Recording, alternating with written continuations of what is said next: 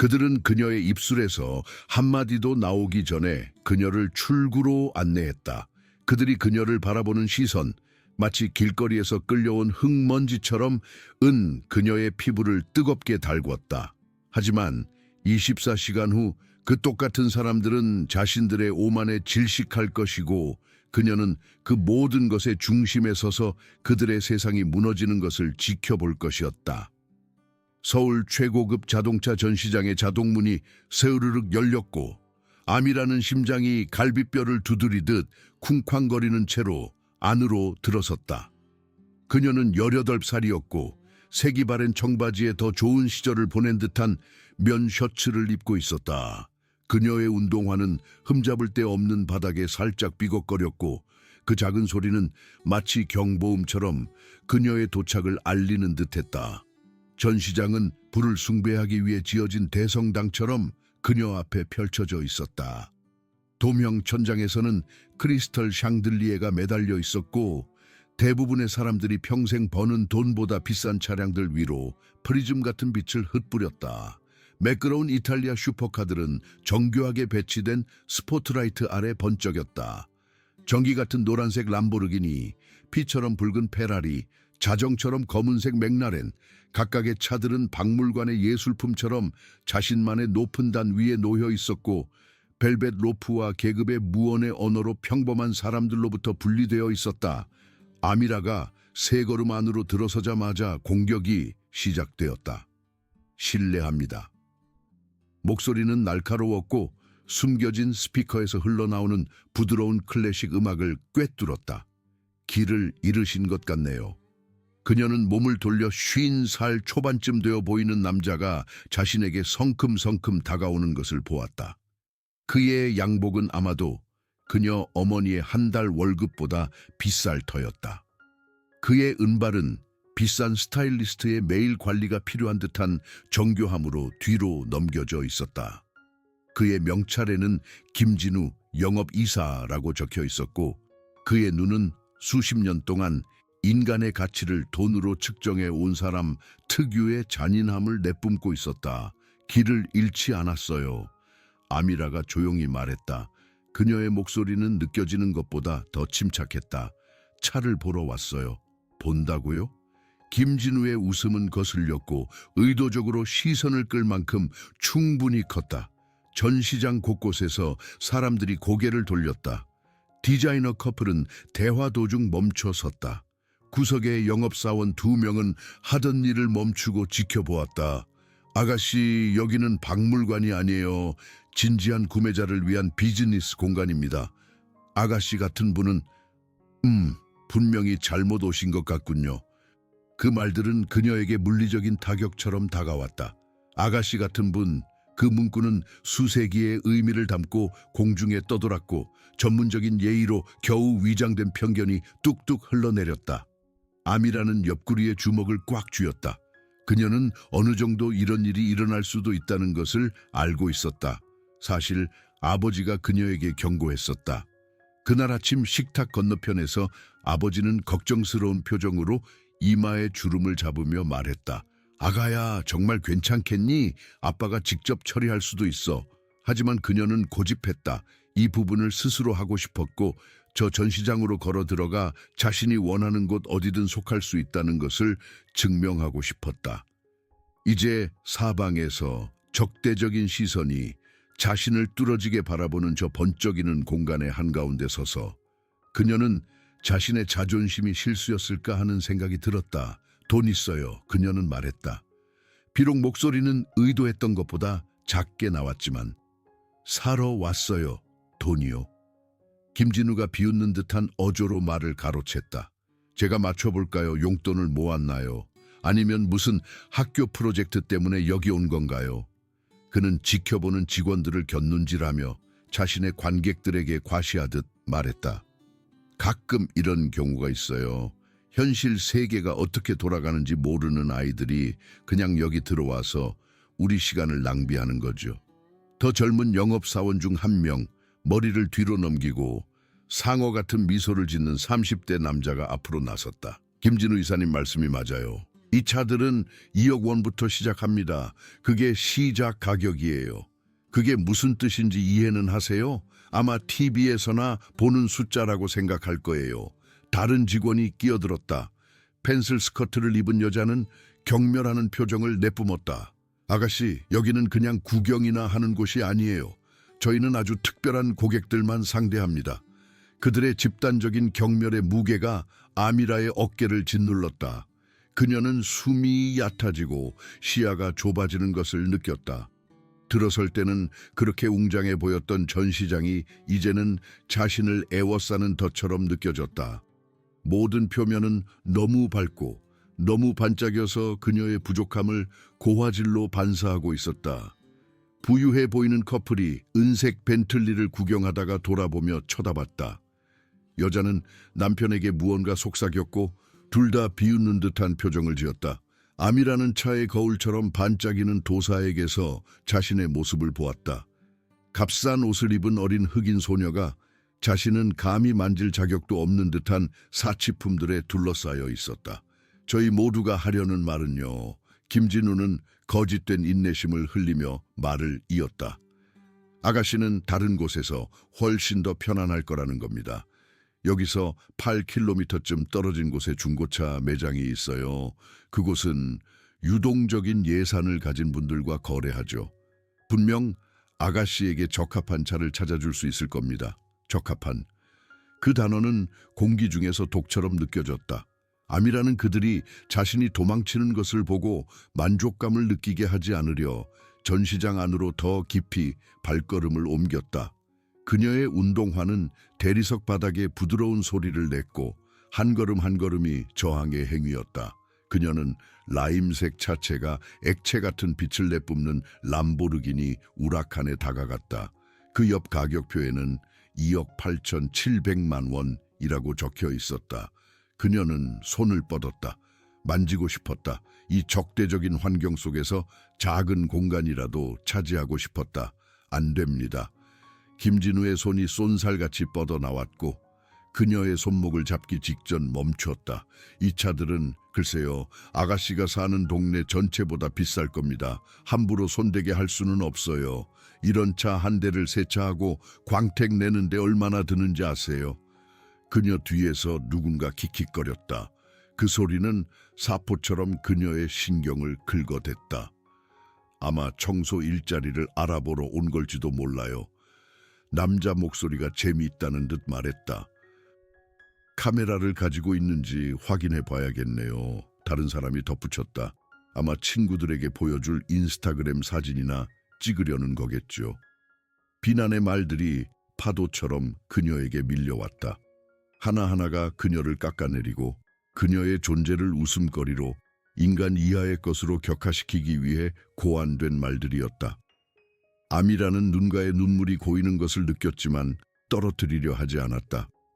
그녀는 아버지, 그리고 그가 가르쳐준 존엄과 자존감에 대한 교훈을 떠올렸다. 아버지는 항상 말씀하셨다. 존엄성은 절대 협상할 수 있는 것이 아니다. 그들이 무슨 말을 하든 너를 얼마나 작게 만들려 하든 너는 이 세상에 살았던 어떤 사람과도 똑같이 소중한 존재다. 하지만 그것을 머리로 아는 것과 뼛속 깊이 느끼는 것은 별개의 문제였다.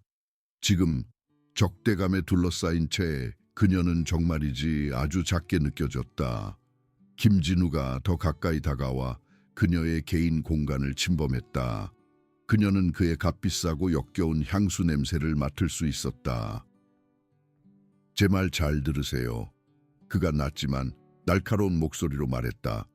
제가 호의를 베풀어 아가씨의 존엄성을 지킨 채 떠날 기회를 한 번 더 드리겠습니다. 지금 당장 저 문으로 나가면 이 일은 없었던 것으로 하겠습니다. 하지만 계속 여기 남아 소란을 피우고 제 직원들의 시간을 낭비한다면 제가 아가씨를 아주 불편하게 만들 수도 있습니다. 저희는 경비 인력도 있고 인맥도 있습니다. 제 말 이해하시겠습니까? 그것은 거의 노골적인 위협이었다. 아미라의 귀에서 맥박이 천둥처럼 울렸다. 전시장이 살짝 기울어지는 것 같았고 그녀는 흔들리지 않으려 무릎에 힘을 주었다. 이제 모든 시선이 그녀에게 쏠려 있었다. 클래식 음악은 계속해서 즐거운 선율을 반복했고 공기 중에 흐르는 긴장감과 대조적으로 터무니없이 명랑하게 들렸다. 잠시 동안 그녀는 정말로 떠날까 생각했다. 몸을 돌려 유리문을 밀고 서울의 오후 속으로 사라지는 것은 너무나 쉬운 일일 터였다. 아버지에게 문자를 보내 혼자 처리해달라고 말하고 이 특별한 싸움에는 자신이 충분히 강하지 않다는 것을 인정할 수도 있었다. 하지만 무언가가 그녀를 그 자리에 붙잡았다. 어쩌면 고집이었을지도 모른다. 어쩌면 누군가가 자신을 하찮게 만들려고 했던 다른 모든 순간의 기억이었을지도 모른다. 어쩌면 자신이 서 있는 바로 그곳에 설 모든 권리가 있다는 단순하고 뜨거운 지식이었을지도 모른다. 안 나갈 거예요. 그녀는 자신의 목소리에 담긴 침착함에 놀라며 말했다. 이유가 있어서 왔고 어디로도 가지 않을 거예요. 김진우의 표정이 어두워졌다. 좋아요. 그렇게 나오시겠다. 박지혜. 그는 펜슬 스커트 입은 여자에게 손가락을 튕겼다. 경비팀에 전화해 상황 발생했다고 알려. 여자는 즉시 휴대폰을 꺼내 들었고 기꺼이 따르려는 듯했다. 아미라의 속이 철렁했다. 이것은 그녀가 상상했던 것 이상으로 커지고 있었다. 경비는 잠재적으로 경찰을 의미했다. 경찰은 질문, 의심, 그리고 단순히 그녀가 누구이며 어떻게 생겼는지 때문에 잘못을 저질렀다는 가정을 의미했다. 펼쳐지는 시나리오는 그녀보다 더 오래된 것이었고 수세대에 걸친 편견이 쓴 대본이었다. 잠깐만요. 그녀는 시도했다. 목소리에 스며드는 절박함이 싫었다. 오해하고 계세요. 저희 아버지는 아가씨 아버지요. 김진우가 다시 웃었다. 잔인하고 무시하는 투였다. 제가 맞춰볼까요? 변호사세요? 의사세요? 아가씨, 제가 온갖 이야기를 다 들어봤습니다. 준비 없이 여기 들어오는 사람들은 모두 자신이 중요한 사람처럼 대우받아야 하는 이유에 대해 변명을 늘어놓죠. 하지만 저는 이 업계에서 30년 동안 일했습니다. 누가 제 고객이고 누가 제 시간을 낭비하는지 알아요. 아가씨는 그가 그녀에게 손가락을 찔렀다. 제 시간을 낭비하고 있습니다. 다른 직원들은 리더의 공격적인 태도에 용기를 얻어 고개를 끄덕였다. 부유한 커플은 구경하는 척하는 것을 완전히 그만두고 이제 공개적으로 대치 상황을 지켜보고 있었다. 그들의 오후를 위한 오락거리였다. 암이라는 가슴 속에서 무언가가 부서지는 것을 느꼈다. 정확히는 그녀의 결심이 아니라 마음 주위에 쌓아 올렸던 어떤 보호막이었다. 그 순간의 고통은 예리했고 숨을 멎게 할 만큼 날카로웠다. 그녀는 무례함이나 미묘한 무시에는 대비했지만 이 노골적인 잔인함, 이 공개적인 굴욕감은 그녀가 상상했던 것보다 훨씬 깊이 상처를 주었다. 그녀가 맞기 전에 눈물 한 방울이 뺨을 타고 흘러내렸다. 그녀는 서둘러 격렬하게 눈물을 닦았지만 이미 상처는 입었다. 김진우는 그것을 보고 미소 지었다. 피 냄새를 맡은 포식자처럼. 바로 그거죠. 그가 부드럽게 거의 다정하게 말했다. 그것이 오히려 더 나빴다. 현실을 깨닫는 거죠. 분수를 모르고 과하게 행동할 때, 자신에게 맞지 않는 공간에 들어서려 할 때 이런 일이 생기는 겁니다. 개인적인 감정은 없어요, 아가씨. 그저 세상이 돌아가는 방식일 뿐이죠. 하지만 그것은 개인적인 감정이었다. 모든 말, 모든 시선, 모든 무시하는 몸짓이 지극히 폭력적으로 개인적인 것이었다. 바닥부터 천장까지 이어진 창문 너머로 암이라는 거리를 보았다. 평범한 사람들이 평범한 하루를 보내고 있었다. 그들 중 아무도 이 편견의 수정궁에서 무슨 일이 벌어지고 있는지 알지 못했다. 그들 중 누구도 그녀를 도울 수 없었다. 그때 소리가 들렸다. 낮고 강력한 고성능 엔진의 깊은 굉음. 그것은 마치 멀리서 들려오는 천둥처럼 전시장의 유리와 강철을 통해 울려 퍼졌고 고급 차량을 아는 사람이라면 즉시 알아챌 수 있는 소리였다. 사람들의 고개가 창문 쪽으로 돌아갔다. 굉음은 점점 더 커지고 가까워져 무시할 수 없게 되었다. 차량 한 대가 시야에 들어왔다.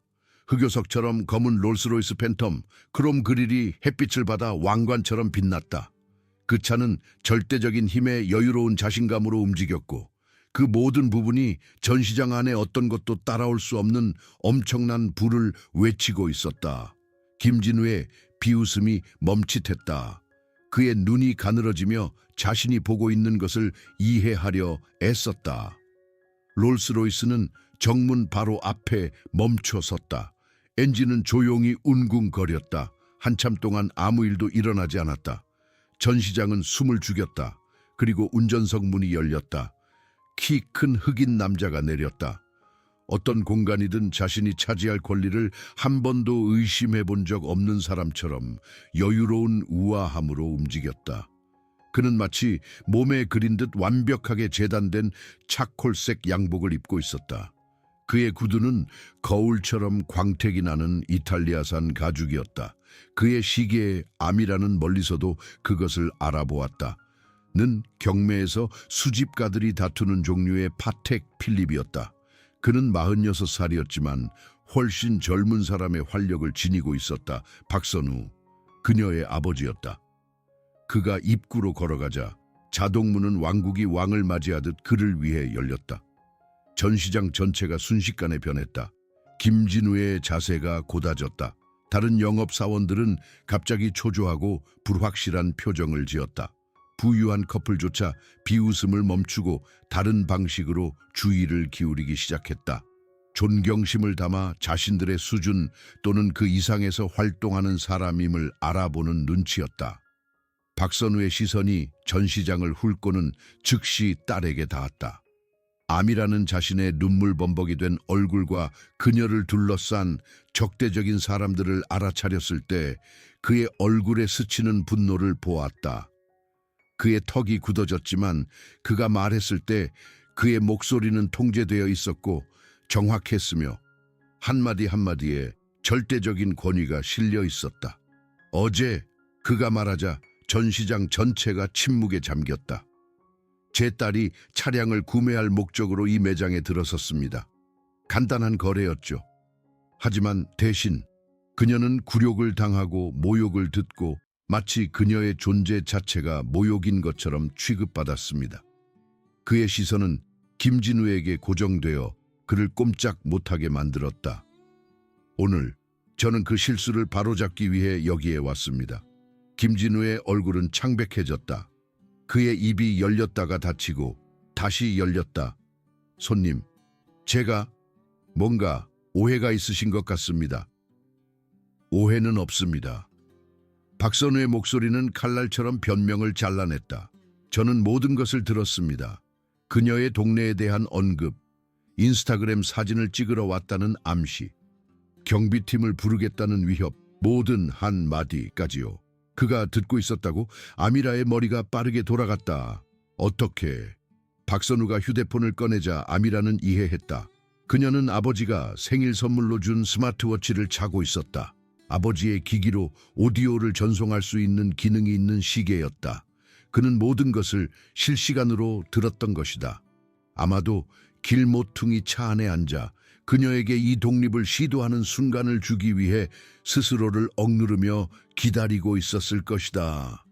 제 이름은 박선우입니다. 그는 김진우뿐만 아니라 방 전체를 향해 말을 이었다. 혹시 박선우 금융그룹에 대해 들어보셨습니까? 저희는 약 8조 원의 자산을 운용합니다. 12개 도시에 사무실을 두고 있습니다. 그리고 이 나라 전역과 그 너머의 고급 브랜드들과 관계를 맺고 있습니다. 이제 김진우의 얼굴에서는 핏기가 완전히 사라졌다. 박선우 금융그룹은 서울 비즈니스 커뮤니티에서 전설적인 존재였다. 모두가 그 이름을 알고 있었다. 제 딸은요, 박선우가 목소리를 더 위험하게 낮추며 말했다. 간신히 억누른 조용한 분노가 느껴졌다. 아미라 박입니다. 그녀는 18살입니다. 고등학교를 수석으로 졸업했습니다. 서울대학교에 전액 장학금을 받고 합격했습니다. 그리고 어제 여기에 온 것은 제가 졸업 선물로 원하는 어떤 차든 고를 수 있다고 말했기 때문입니다. 이 전시장 안에 있는 어떤 차든요.